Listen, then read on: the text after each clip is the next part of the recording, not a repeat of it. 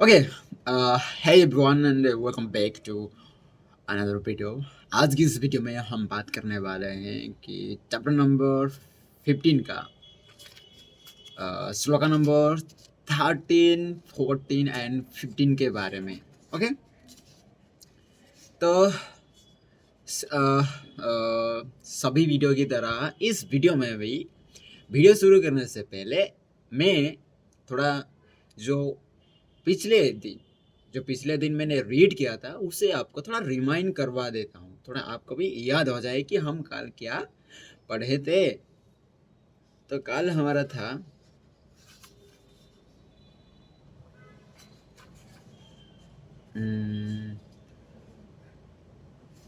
कल था 10, 11, 12 श्लोक था. तो 10 में ये था, यह शरीर कितने भी कलह वर्ष रहे या आज ही नष्ट हो जाए, इसका तुझ चिन्मय आत्मा पर किसी प्रकार का प्रभाव नहीं पड़ता. निश्चय मानकर इस बारे में विचार भी ना कर. ओके, ये श्लोक नंबर 10 में ये कहा जा रहा है कि तुम कितना भी वर्ष जी लो या आज ही पैदा होकर आज ही मर लो, माने मरना, आत्मा के ऊपर कुछ भी प्रभाव नहीं पड़ता, इसलिए इससे विचार करना बंद कर दो. नेक्स्ट आता है श्लोका नंबर 11 के बारे में.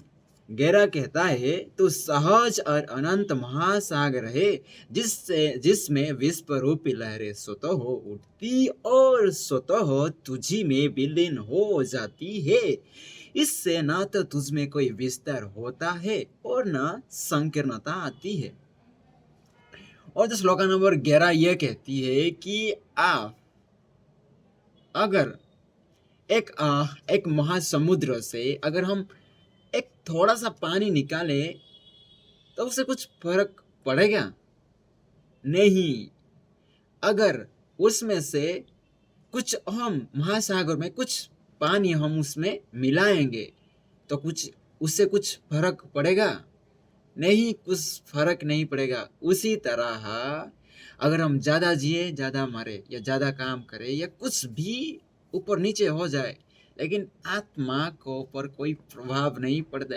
ओके, नेक्स्ट आता है श्लोका नंबर 12 के बारे में. जो 12 ये कहता है, हे पुत्र, तुम चिन्मय आत्मा हो, इस जगत का तुमसे पृथक कोई अस्तित्व नहीं है.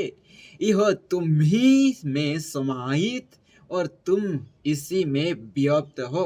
अतः इसे त्यागने व ग्रहण करने की प्रवृत्ति से निवृत्ति हो जाओ.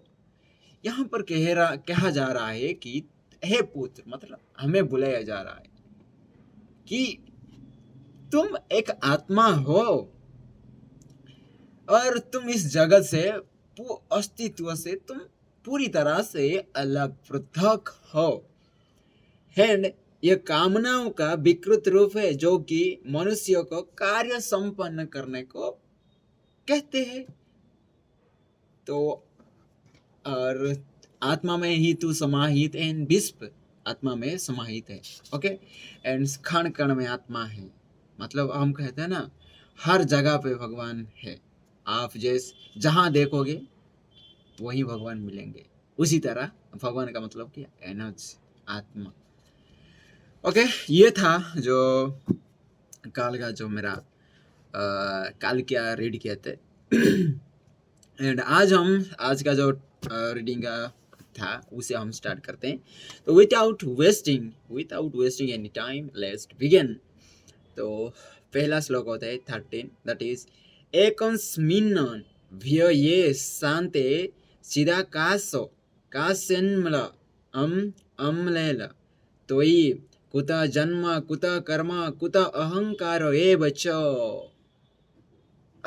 इस श्लोक की जो सामान्य अर्थ है ना, दैट इज, तू एकमात्र अद्वैत स्वरूप है जिसका कभी नाश नहीं होता, जो पूरी तरह सर्वव्यापी, शांत और परम शोध है. फिर तुझमें कहाँ से जन्म मृत्यु, कहाँ कर्म और कहाँ अहंकार, अर्थात तू विकार रहित है. एंड इसकी जो विशेष विवेचना की जो बात किया जाए, जनक की शिकार और स्वीकारोक्ति और निश्चय ने सद्गुरु को आश्वस्त कर दिया है कि उन्होंने जिस प्रयोजन से और जिस विश्वास से जनक को शिष्य के रूप में स्वीकार किया है वो सिद्ध हो गया है। जब सद्गुरु भी निश्चय होकर स्वीकार कर ले कि शिष्य अपेक्षाओं के अनुसार आत्मदर्शी हो गया है तो सार्थकता सिद्ध हुई। संगति का प्रभाव अपेक्षित है और वह हो चुका है। अब गुरुदेव स्वयं कह रहे हैं, तू सर्वव्यापी, शांत व निर्मल है। तू जन्म मरण से मुक्त, कर्म विरक्त और अहंकार से हीन होकर विकार रहित हो गया है। आत्मा से अनभिज्ञ अज्ञानी दैत की सत्ता को सत्य मानता है। उसका दृष्टिकोण दासिता होता है। वो जानता है कि एक दिन उसे नष्ट होना है, फिर भी वो जीने की अनंत इच्छा रखता है। जीने के लिए सुख सुविधाओं का संग्रह करता है, अपने ही सुख को सर्वोपरि मानता है और इसके लिए सभी कुटिल कर्म करता है। वह अहंकार से भर जाता है। ओके, श्लोक नंबर 13 ये कहता है कि तू एकमात्र अद्वैत है, मतलब आत्मा एक सब द्वैत है एंड आत्मा एक ही है जो अद्वैत है एंड वो कभी डिस्ट्रॉय नहीं होता। जैसे कि हम पता है according to physics energy can not be created and not by destroyed, neither destroyed. उसी तरह है भगवान, इससे आत्मा को ना आप डिस्ट्रॉय नहीं कर सकते कि वो उसे बना भी नहीं सकते।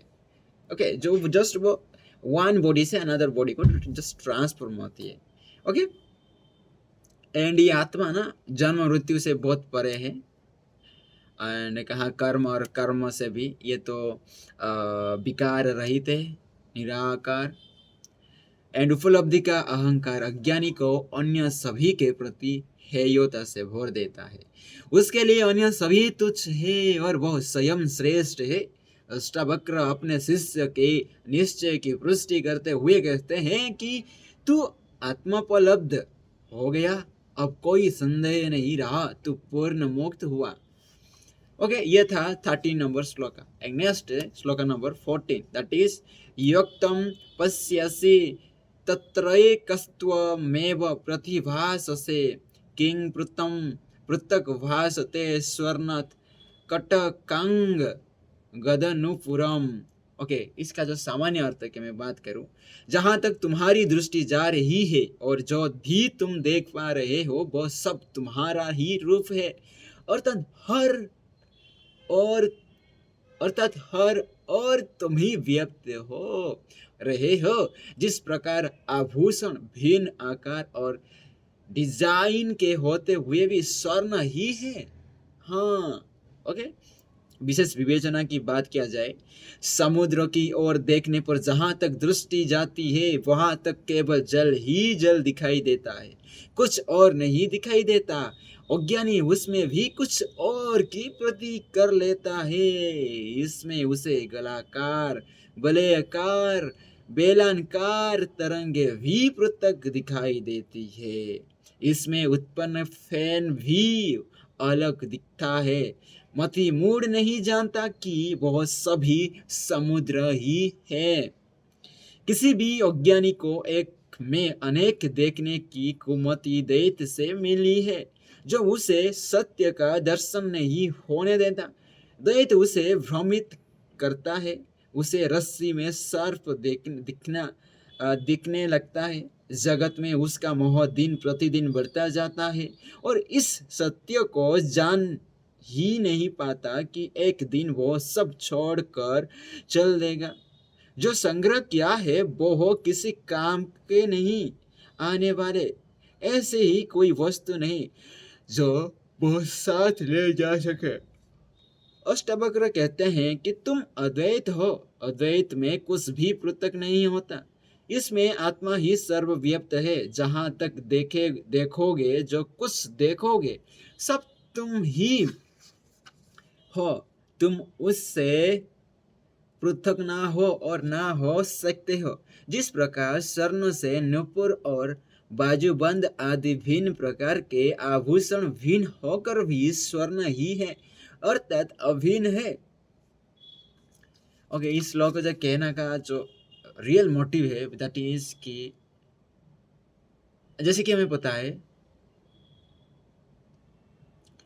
मीठा बहुत सारे प्रकार के होते हैं, जैसे कि हो गया गुलाब जामुन, हो गया रसगुल्ला, हो गया बहुत सारे, लेकिन सब में एक कॉमन है दैट इज मीठा। मीठा सब में मीठा होता है, सब में मीठा। तो जो अज्ञानी होता है वो इसे गुलाब जामुन कहता है, इसे ही है नाम दे देता है। लेकिन जो सत्य देखता है ना, वो मीठा ही बोलेगा। जो मीठा तो मीठा भाई, सभी तो मीठा ही लगते हैं, शक्कर पड़ा है तो मीठा ही लगे। उसी प्रकार अज्ञानी समुद्र में जो अच्छा ज्ञानी पुरुष होता है, जो ज्ञानी पुरुष होता है, उन्हें वो दिखता है कि वो समुद्र ही है। जहाँ तक समुद्र, जहाँ तक आप दिखाई देते सब तक बस समुद्र ही है। लेकिन जो ज्ञानी अपने आप को समझ रहा होता है, वो ज्ञानी पुरुष, वो ना उसमें भी कुछ ना कुछ दिख जाता है, दिख जाएगा उसे। जैसे कि मरुभूमि में आपको पानी दिख जाएगा उसे, लेकिन पानी नहीं है सच में, अन्य मरुभूमि है। हाँ, ओके। जैसे और इसमें एक और एग्जांपल दिया है कि जैसे कि हमें पता है कि सोने से बहुत सारे आभूषण बनाए जाते हैं, एंड जितने भी आभूषण बनाए जाते हैं लेकिन वो रहते हैं सोने की, सोना ही तो है ना। वो अन्य वो से आकार दिया जाता है, लेकिन तो सोना ही रहता है ना। उसी तरह। एंड ये था श्लोक नंबर 14 के बारे में। नेक्स्ट है श्लोक नंबर 15, दैट इज अयम सह सहोमयम नाहम विभाग मिति सज्यते सत्यज सर्वमात्मनि मात्मनीति निश्चस्त्य निसंकल्प सुखी भव। सामान्य अर्थ, मैं यह हूँ या यह मैं नहीं हूँ, ऐसा पृथकतावादी विचारधार का तत्काल त्याग दो। सर्वत्र व्यक्त केवल आत्मा है, ऐसा निश्चय करके सभी संकल्पों से मुक्त होकर तुम सुखी हो जाओ। और विशेष विवेचना की बात किया जाए, क्या पकड़ू क्या छोड़ू, ऐसा संशय भरी प्रवृत्ति प्राय अज्ञानी की होती है।